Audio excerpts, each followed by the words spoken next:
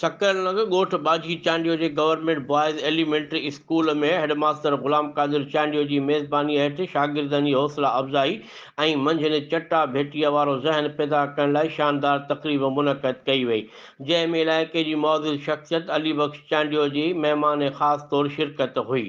तक़रीब जो आगाज़ शागिर्दनि पारां हमदो सना सां कयो वियो, जंहिं बाद तक़रीरुनि जो सिलसिलो जारी रहियो।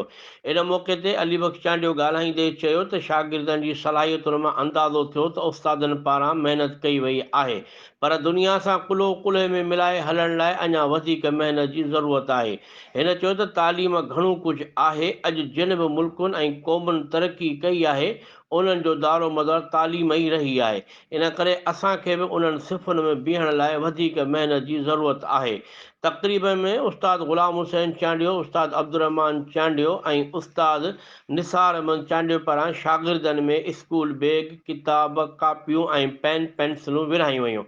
इन खां अॻु मेज़बाननि पारां आयल महिमाननि खे सिंध जी रिवायत अजरकुनि जा तोहफ़ा पेश कया विया।